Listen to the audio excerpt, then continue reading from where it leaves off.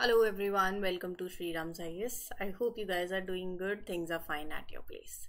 Let's start with today's session where we'll cover these articles. जल्दी से एक idea दे देती हूँ क्या कवर करना है, लिस्ट आपके सामने है.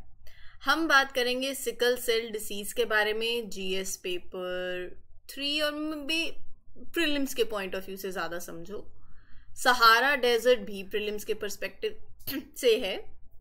इंडियाज लॉजिस्टिक लैंडस्केप, अगर आपको याद हो कुछ टाइम पहले मैंने आपको बोला था कि देखो इंडिया के अंदर अगर लॉजिस्टिक प्रॉब्लम जो है, आप कोई भी चीज़ मंगाते हो उस पर 100 रुपये तो डिलीवरी चार्ज ही लग जाती है ना. तो फिर हम सोचते हैं क्या ही मंगाना. लॉजिस्टिक क्या है, कैसा इंडिया का लॉजिस्टिक लैंडस्केप है, क्या फैक्टर्स हैं, what are the main drivers to the growth of India's logistic sector, क्या क्या इश्यूज हैं इंडिया के लॉजिस्टिक सेक्टर में, ये सारी डिस्कशन हम आज करेंगे. ये आपके जीएस पेपर 3 मेंस से बहुत इंपॉर्टेंट है. प्लीज यहाँ पर पॉइंट्स नोट करना जो मैं आपके साथ शेयर करूंगी. मॉनेटरी पॉलिसी कमेटी के बारे में बात करेंगे. जीएस पेपर 3 स्टैटिक कॉन्टेक्स्ट है और प्रीलिम्स के लिए भी इंपॉर्टेंट है. And lastly will talk about national biodiversity strategy and action plans tracker. Point ये लास्ट में लिखा है लेकिन हम इसको सेशन के अभी स्टार्टिंग में ही लेने वाले हैं. तो ये आपके जीएस पेपर 3 एनवायरमेंट सेक्शन से भी लिंक करता है and prelims point of view as well. So this whole will be our topic of discussion for today. जल्दी से अपनी अटेंडेंस मार्क कर दीजिए. कैसे करनी है? Bye liking this lecture. Comment section आपके पास है, you can share your feedback and please do share these sessions with your friends, those who are preparing for UPSC, SSC, state PCS. See, you can trust this platform and the quality content that is being shared with you because Sri Ram's IAS is serving the nation since 1985. That trust जो बच्चों का बना है इस platform पे offline, now we are online as well, so you can share these sessions and let others know about it as well. ठीक है, बढ़ते हैं हमारे आज के पहले आर्टिकल पे without taking your extra any time. National biodiversity strategy and action plans tracker revealed that only 10% of the nation fulfil there biodiversity commitments ahead of COP 16. तो ये क्या कह रहे हैं? ये बोल रहे हैं कि सिर्फ 10% कंट्रीज हैं जो अपने बायोडाइवर्सिटी कमिटमेंट्स फुलफिल कर रहे हैं in the lead up to COP 16. एक स्मॉल परसेंटेज ही है नेशंस की जो सक्सेसफुली इंप्लीमेंट कर रही है देयर बायोडाइवर्सिटी एक्शन प्लान्स. बाकी countries they are lagging behind meeting their goals.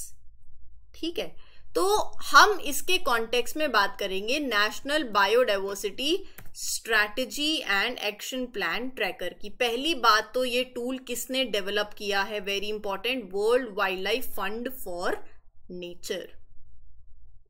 First point, very important point, it is created by WWF. क्या है ये tracker?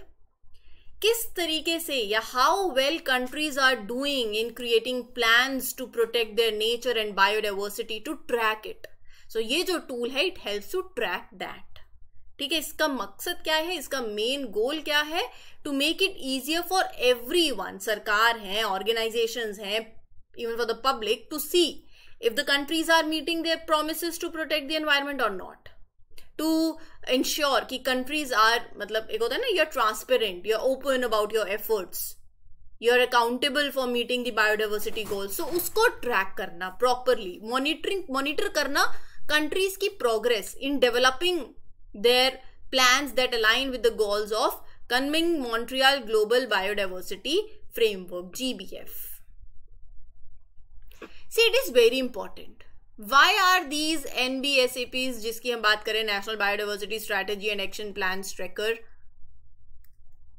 these plans are like road maps जो country को help करती हैं to plan how to stop the loss of biodiversity, जो species की extension हो रही है, जो फॉरेस्ट डिस्ट्रक्शन हो रही है, how to achieve these international goals. So ये जो प्लान्स हैं they are necessary for organising actions and gathering resources to restore the ecosystem, to protect the wild life. So it aims to make biodiversity policies accessible to all stake holders, ensuring transparency and accountability. They are blueprints, they are road map for countries, जिसके help से they can outline their strategies. अच्छा ये कर सकती हूँ, ये कर सकता हूँ to tackle the biodiversity loss, to meet the international targets, right. और फंडिंग चाहिए तो उसमें भी फिर हेल्प मिल जाती है. Now let's talk about certain facts of Kunming Montreal global biodiversity framework. What this framework is all about. COP15 के time this agreement was made. December 2022 के अंदर it was adopted under the 15th meeting of Conference of Parties to United Nations Convention on Biological Diversity 2022 में. ये framework help करता है countries को to work together to protect biodiversity, to support sustainable development goals that promote environmental wellbeing, social wellbeing, economic wellbeing. So मकसद क्या है, goal क्या है? The aim is to support the achievement of SDGs and build plans, strategic plans. ठीक है. So it sets a bold path towards global harmony with nature by 2050. The goal is to create a world where people live in harmony with the nature by 2050. So जो देश हैं, वो nations जिन्होंने agree किया है to this framework, they must set their own national targets to work for these. Basically जिन्होंने adopt किया है ये framework, all the parties committee in adopting the GBF, all parties committee to setting national targets to implement it. They must set their own national targets. Now what are the goals and targets? See, this framework consist of 23 targets. 23 targets हैं that are set for 2030 और 4 global goals हैं that are set for 2050. जैसे endangered species को protect करना, habitat destruction को prevent करना, you meet the human needs also but in a sustainable manner.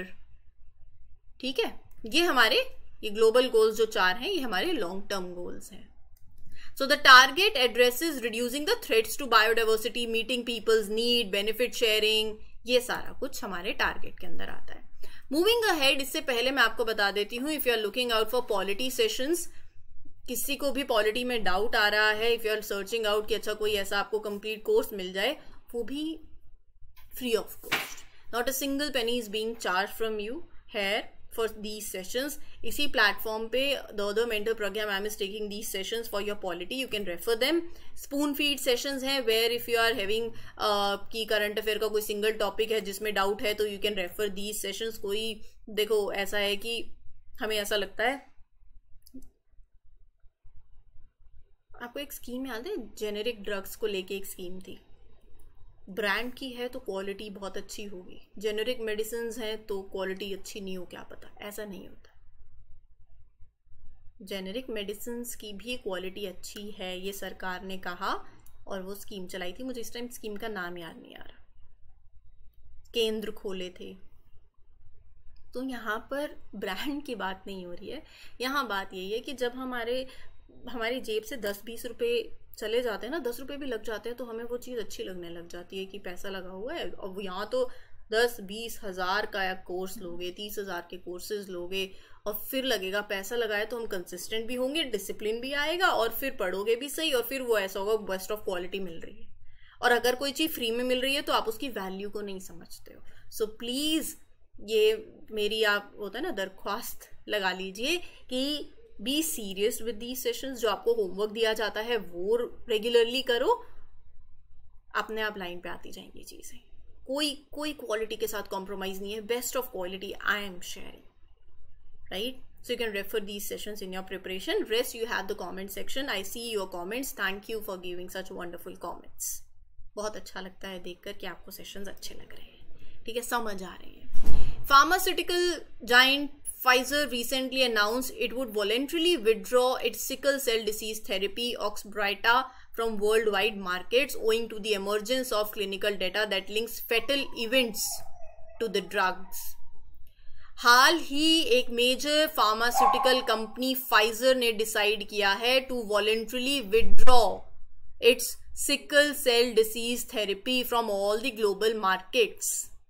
Reason ये है दैट इस डिसीजन के पीछे is this new clinical data that मतलब the result from the medical studies that showed a connection between the drug and the fatal events, the death that are related to the drug use. The drug may be causing serious or life threatening side effects. So हम तो sickle cell disease के बारे में बात करेंगे. अच्छा, आप ना पिक्चर देख लो, नॉर्मल ब्लड सेल और सिकल सेल. कोई चीज आराम से अगर यहां से जा रही है इस पाइप से, और अगर वो ऐसे क्रिसेंट शेप्ड हो जाए तो दिक्कत होगी फ्लो में. बस यही पूरी क्रक्स है सिकल सेल डिसीज के अंदर कि इट इज अ कंडीशन. एक तो ये ना, ये आपके you inherited from your parents. It is a inherited blood disorder. It is marked by flawed haemoglobin. Healthy person के अंदर red blood cells are shaped like दो सॉफ्ट फ्लेक्सिबल डिस्क जो they move easily through the blood vessels to deliver oxygen to different parts of the body. But people with this sickle cell disease, the hemoglobin is flawed and causes red blood cells to take that sickle shape. Normally disc shape होते हैं, but जिनको ये disease होती है वहां पर sickle crescent shape ले लेते हैं. और ये जो sickle shaped cells हैं, they are stiff, they stuck in the blood vessels, block the blood flow to the organs and tissues. Pain होता है, damage होता है to the organs and other बाकी प्रॉब्लम्स ही होंगी. दे डू नॉट बेंड और move easily. They block the blood flow. They interference with the delivery of oxygen to the tissues. कारण क्या है इसके पीछे? इनहेरिटेड है तो defective gene is a cause. A person will be born with sickle cell disease if only if 2 genes are inherited, one from the mother and one from the father. ये तो है ही सही. फॉल्टी जीन की वजह से आप लगा लीजिए होता है. If a child inherits this from the parents.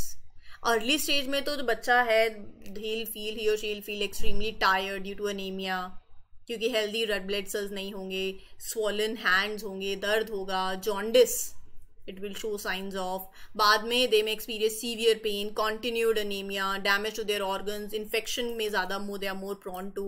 And as far as treatments are concerned, ये तो symptoms मैंने आपको बता दिए. treatments के अंदर bone marrow transplant, gene therapy, and UK recently became the first country to approve gene therapy treatment for sickle cell disease. Very important. Which country become the first country to approve? UK. Logistic industry की बात करते हैं. सामान गया, pack करा, load किया, transport किया, unload किया, अनपैक किया, ये सारा कुछ में जितना खर्चा चला जाता है आपका, यही लॉजिस्टिक सेक्टर है. इंडिया की लॉजिस्टिक इंडस्ट्री इस टाइम रैपिडली ग्रो कर रही है. मार्केट साइज अगर आप लगाएं, इट इज इंक्रीजिंग 11% हर साल between 2019 to 2024. By 2029 it will reach a value of $35.3 trillion.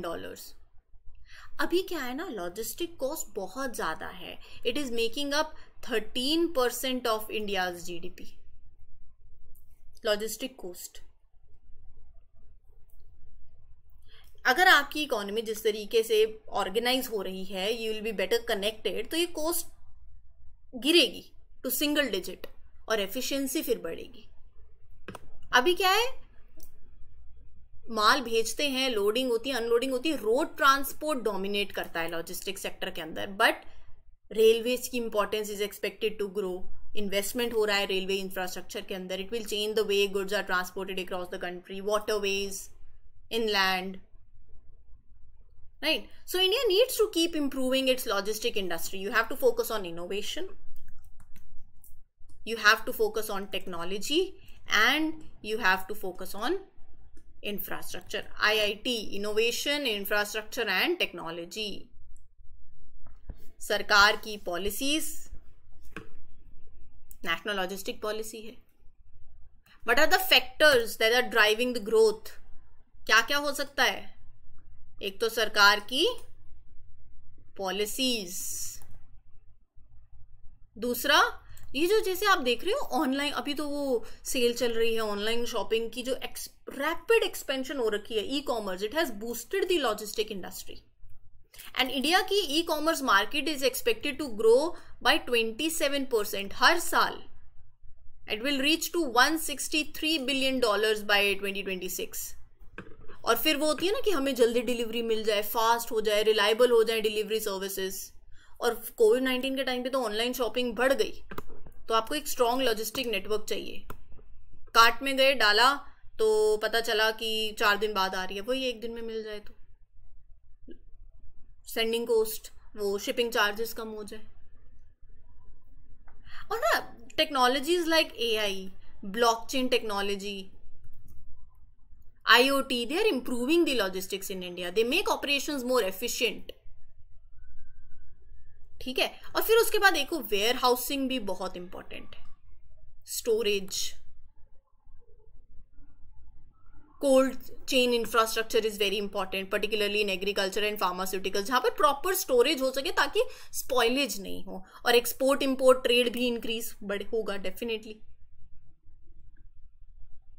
अभी रिसेंटली 2023 में agreements were sign like India and Middle East Europe economic corridor,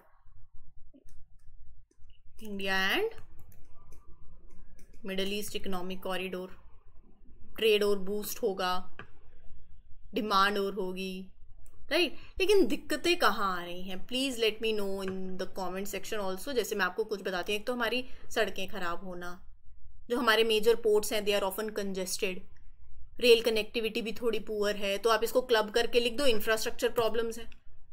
just a minute, इसको इरेज कर देते हैं। चैलेंजेस क्या हैं, इंफ्रास्ट्रक्चर प्रॉब्लम, मार्केट आपकी ना अभी फ्रेगमेंटेड एंड अनफ्रेगमेंटेड मार्केट है। Logistic sector in India is very fragmented. More than 90% of the industry is unorganized, fragmented and unorganized, fragmented and unorganized market है। 90% इंडस्ट्री अनऑर्गेनाइज है, कोई स्टैंडर्ड प्रैक्टिसेस नहीं operate किए जा रहे हैं, और एक स्किल शॉर्टेज भी है। Many jobs require trained professionals. Last mile delivery issues भी हैं, एनवायरमेंटल कंसर्न्स भी हैं, there are number of reasons. You let me know in the comment section. और क्या किया जा सकता है, यही जो आपके सॉल्यूशंस है।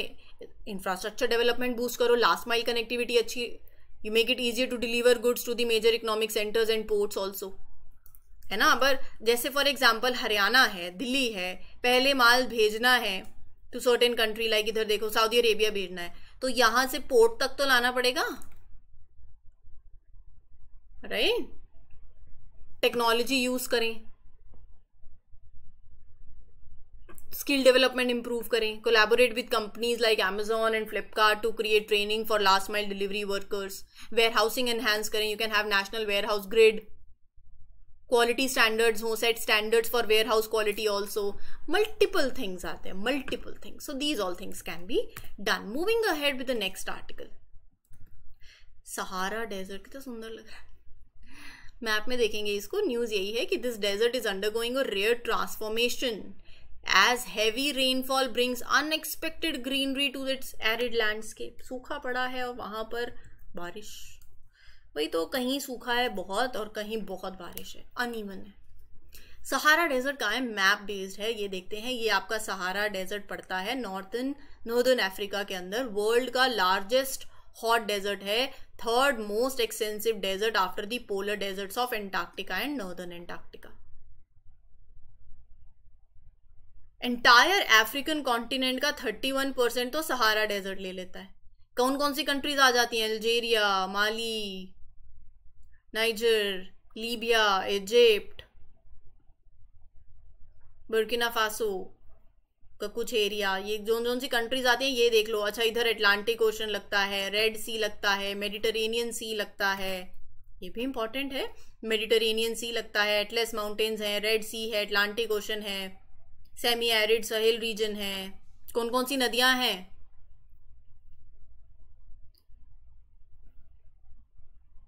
जो मेजॉरिटी है of the Sahara, it is barren, rocky plateaus, salt flats, sand dunes, mountains, dry valleys. और 2 नदियां ध्यान में रखिएगा, नाइल एंड नाइगर रिवर, आप इसको जैसे भी प्रोनाउंस करते हैं।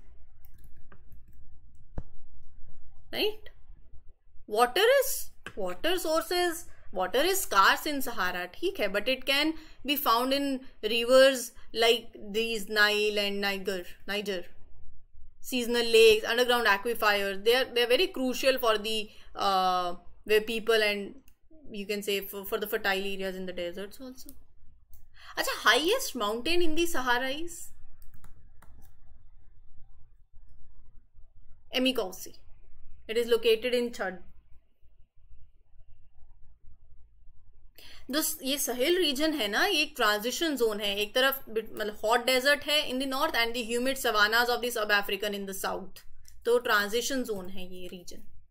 लास्ट आर्टिकल पे चलते हैं. मॉनेटरी पॉलिसी कमेटी की बात करते हैं, क्योंकि हाल ही केंद्र सरकार ने अपॉइंट किए हैं new monetary policy committee members with immediate effect.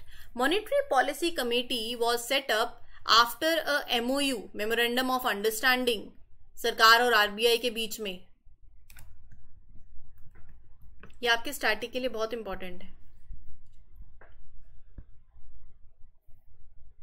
You follow a new approach कि इन्फ्लेशन को मैनेज करना है ना. 2016 में Indian government change the law. RBI Act 1934 has been amended by Finance Act 2016 to provide for statutory and institutionalized framework for an monetary policy committee. This made it clear कि how MPC will operate, what will be its responsibilities. तो इस कानून के हिसाब से government can form a committee जिसमें 6 members होंगे जो रिस्पॉन्सिबल होंगे for the important decisions. 6 member monetary policy committee होगी with the task of fixing the policy rate, repo rate, that inflation को कंट्रोल करने के लिए. अच्छा, क्या रेंज पता है आपको? Inflation should be between, do let me know in the comment section. Repo rate क्या है कमेंट सेक्शन में बताना. वो interest rate at which central bank lends money to the commercial banks. Repo rate कम ज्यादा होगा तो रेपो रेट ज्यादा, कमर्शियल बैंक्स को जो इंटरेस्ट रेट लगेगा पैसा बोरो करने में वो ज्यादा, बैंक आपको इंटरेस्ट पे जो देगी वो भी ज्यादा. अगर बैंक को ही मान लो 5%, हाइपोथेटिकली मान लो 3% लगा, आपको वो 5% पे देगी, आप बोरो करोगे? नहीं करोगे, महंगाई बढ़ जाएगी, वो कोस्ट बढ़ी है आपके लिए, है ना. इस तरीके से इन्फ्लेशन कंट्रोल हो सकती है. फिर खर्चा नहीं करोगे, पैसा हाथ में नहीं आएगा. जब सरकार को इन्फ्लेशन कंट्रोल करनी होती है, सरकार क्या करती है? सरकार पैसा खींचती, हाथ में ज्यादा पैसा आ रखा है ना, और पीछे से इतनी सप्लाई हो नहीं रही है, तो वही प्याज का रेट जो पहले आपको 5 रुपए में मिल रहा था वो 15 रुपए में मिलेगा. क्यों? क्योंकि लेने वाले लोग बढ़ गए हैं. लोग क्यों बढ़ गए? क्योंकि हाथ में पैसा आ रखा है उनके. अब प्याज सिर्फ 2 ही है, 3 ही है, 4 ही है, 5 ही है. तो लोगों के हाथ से अगर पैसा ले लिया जाएगा तो रेट इन्फ्लेशन कंट्रोल हो सकती है. तो ये टेक्निकल चीज, स्टैटिक पार्ट है, ये मैं उसमें नहीं जा रही हूँ. थोड़ा सा मैंने आपको एक आइडिया दे दिया है. Coming back to the topic, so the MPC replace the previous arrangement of technical advisory committee. तो ये जो इन्फ्लेशन कंट्रोल करने वाला पॉलिसी रेट, रेपो रेट के लिए MPC है जो कंट्रोल करती है, इसके अंदर 6 मेंबर होते हैं. RBI के जो गवर्नर हैं वो चेयरपर्सन होते हैं. Deputy governor is in charge of monetary policy, एक ऑफिशियल है nominated by the RBI board, और बाकी मेंबर जो है वो सरकार के द्वारा नॉमिनेट किए जाते हैं. जो एक्सटर्नल मेंबर्स हैं, they hold the office for a period of 4 years. quorum for a meeting shall be 4. 4 members होने चाहिए, at least one of whom shall be the governor. In his absence deputy governor जो होंगे who is the member of MPC. तो basically ये बता रहे हैं कि मीटिंग करनी है and to make decisions at least 4 members होने चाहिए, और उन 4 में से एक गवर्नर होना जरूरी है. अगर गवर्नर नहीं है तो डिप्टी गवर्नर जो है who is the part of the MPC must be there. अगर कोई डिसीजन लेना है वो मेजॉरिटी वोट पे होगा. More than half of the members must agree for that decision. और अगर टाई हो जाता है तो RBI के जो गवर्नर होते हैं उनके पास casting vote has the power that can help the break the tie, और एक फाइनल डिसीजन फिर ले लिया जाता है. एक बार मॉनेटरी पॉलिसी कमेटी एक डिसीजन पे आ गई, so it is binding on the RBI, very important. And the RBI's monetary policy department assist the committee in formulating the monetary policy. ठीक है जी, ये था आपका आज का सेशन. उम्मीद करती हूँ चीज़ें क्लियर हो गई हों. Any doubt you can ask me in the comment section. Homework I have given you. Static part जो हमने किया है वो आपको रिवाइज करना है और साथ साथ नोट्स अपने बनाते चले. This was all for today. Thank you everyone for giving your valuable time. This is your mentor Aarzoo Kakkar signing off. All the best. Happy learning.